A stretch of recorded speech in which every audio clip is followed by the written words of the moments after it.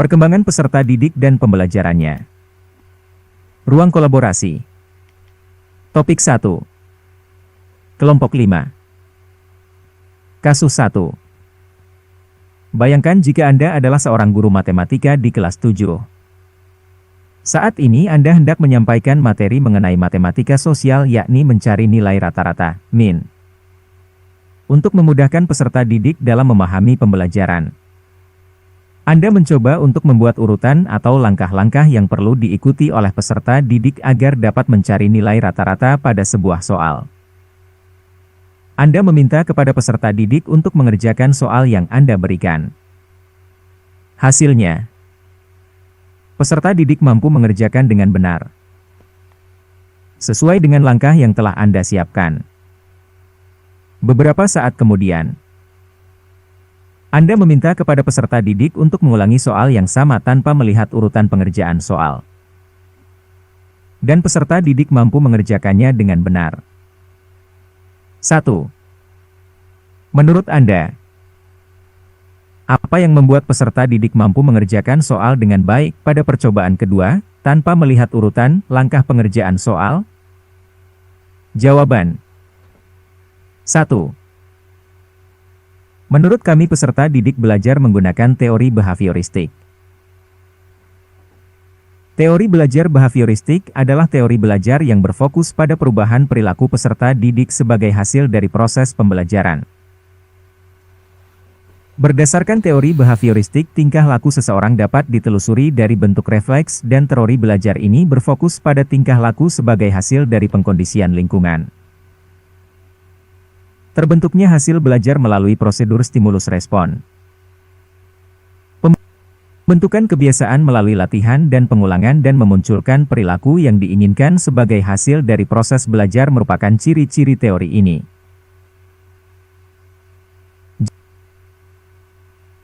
Jadi dengan guru menyuruh peserta didik untuk mengerjakan soal terlebih dahulu sesuai dengan langkah yang diberikan, maka peserta didik diberikan stimulus, respon dan membuat kebiasaan melalui latihan dan pengulangan dan membuat perilaku yang diinginkan, yaitu bisa mengerjakan soal tanpa melihat urutan sebagai hasil dari proses tersebut. Jadi guru ampuh membentuk suatu perilaku yang diinginkan dengan pengkondisian yang dilakukan dengan menggunakan teori belajar behavioristik. 2. Sebagai seorang calon guru, dalam kegiatan belajar yang seperti apa metode di atas dapat diterapkan? Elaborasi jawaban Anda dengan menyertakan teori yang berkaitan. Jawaban. Menurut kami sebagai seorang calon guru, kegiatan belajar yang menggunakan teori behavioristik adalah pada kegiatan belajar yang membutuhkan banyak latihan, bukan hanya membaca atau menghafal. Sebagai contoh, pada pelajaran matematika. Pada pelajaran matematika tidak bisa hanya membaca dan menghafal rumus. Dibutuhkan banyak latihan soal agar siswa terbiasa untuk menerapkan rumus pada suatu permasalahan yang diberikan. Menurut teori ini, seorang guru perlu memberi banyak pengulangan pembelajaran berupa latihan agar terbentuk perilaku atau kebiasaan yang diinginkan. Jadi pada awalnya guru menyusun materi atau bahan ajar secara lengkap, mulai dari materi sederhana sampai kompleks. Lalu guru memberikan banyak instruksi selama mengajar. Selanjutnya guru memberikan banyak pengulangan pembelajaran berupa latihan. Maka guru dapat mengevaluasi berdasarkan perilaku yang terlihat. Kasus 2. Rina adalah seorang guru di kelas 1 SD. Sebagian besar peserta didiknya belum bisa berhitung dengan lancar. Rina sedang memikirkan cara yang sesuai untuk membantu setiap peserta didik menyelesaikan tantang belajarnya. 1. Menurut Anda, apa yang dapat Rina lakukan untuk membantu peserta didiknya sesuai dengan tahapan perkembangan usia? Jawaban. Menurut kami, karena siswa kelas 1 SD berada pada usia anak umur 6-7 tahun. Kondisi kelas Burina berdasarkan teori perkembangan kognitif yang dikemukakan oleh Jean Piaget, 1954, berada di tahap operasional konkret, usia Juni 12 tahun. Pada tahap ini, anak mulai menggambarkan dunia dengan kata-kata dan gambar-gambar. Kata dan gambar ini yang menunjukkan adanya peningkatan pemikiran simbolis.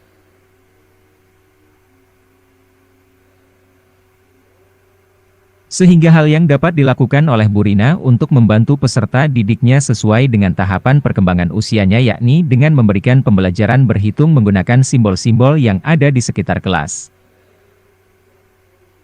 Dapat berupa gambar. 2. Mengapa kamu menyarankan hal tersebut?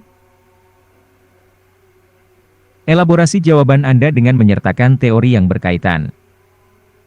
Jawaban. Kami menyarankan hal tersebut karena pada tahap ini anak telah menunjukkan aktivitas kognitif dalam menghadapi hal di luar dirinya. Meski kemampuan berpikir anak masih belum memiliki sistem yang terorganisir dengan baik. Tetapi anak sudah mampu memahami kenyataan di lingkungan sekitar dengan menggunakan tanda dan simbol. Cara berpikir anak pada tahap ini bersifat tidak sistematis, tidak konsisten dan tidak logis. Oleh sebab itu, mereka belum mampu memahami konsep yang lebih kompleks seperti konsep waktu, sebab dan akibat, serta perbandingan. Elaborasi kasus 2 dengan teori yakni teori sosial kognitif oleh Albert Bandura, di mana teori ini menekankan pada pentingnya proses mengamati, mencontoh dan meniru perilaku melalui lingkungan sekitar. Perilaku, kognitif dan lingkungan saling berinteraksi untuk mempengaruhi pembelajaran. Kasus 3. Made adalah seorang guru yang mengajar di salah satu sekolah negeri wilayah Bali. Ia mengampu mata pelajaran bahasa Indonesia. Ia hendak mengajarkan materi teks deskripsi pada peserta didiknya. Pada buku cetak yang menjadi panduannya saat mengajar, terdapat beberapa contoh teks deskripsi menceritakan tentang bangunan-bangunan pencakar langit yang ada di ibu kota. Dengan memperhatikan latar belakang setiap peserta didiknya, Made pun mencoba untuk memberikan contoh berbeda. Ia memberikan contoh teks deskripsi tentang pantai dan makanan khas di Bali. Pertanyaan: menurut Anda, apakah pertimbangan dan keputusan Made sudah sesuai? Mengapa demikian? Prinsip apa yang Made gunakan dalam kasus tersebut? Elaborasikan jawaban Anda dengan menyertakan teori yang berkaitan. Jawaban: ya. Pertimbangan Made sudah benar. Karena masyarakat Bali memiliki kepercayaan bahwa tinggi sebuah bangunan tidak boleh lebih dari 15 meter. Masyarakat Bali percaya bahwa para dewa bersemayam di atas puncak gunung tertinggi di Pulau Bali, yaitu Gunung Agung, sebagai tanda penghormatan dan pengabdian. Sehingga masyarakat Bali tidak membangun bangunan yang lebih tinggi dari pohon kelapa yang terdapat di Pulau Bali, untuk memastikan bahwa bangunan mereka tidak bersaing dengan ketinggian Gunung Agung. Konsep Trihita karana bahwa bangunan dirancang untuk berdiri berdampingan dengan lingkungan alam, bukan saling mendominasi. Mengenai hal ini juga dibahas dalam Peraturan Daerah Provinsi Bali No. 16 tahun 2009 tentang Rencana Tata Ruang Wilayah Provinsi Bali tahun 2009 hingga 2029 pasal 95 ayat 2b, diterangkan bahwa ketinggian bangunan yang memanfaatkan ruang udara di atas bumi dibatasi maksimum 15 meter. Keputusan yang telah digunakan oleh Made dapat dikatakan salah satu upaya implementasi dari sikap toleransi terhadap tradisi dan budaya yang terdapat di daerah Bali.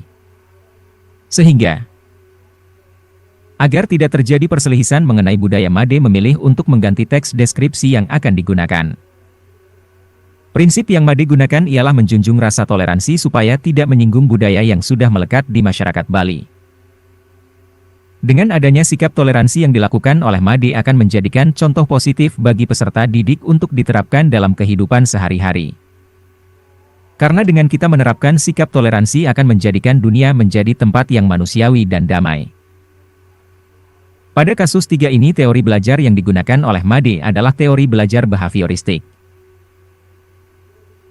Karena ciri-ciri dari teori belajar behavioristik sendiri adalah mementingkan pengaruh lingkungan.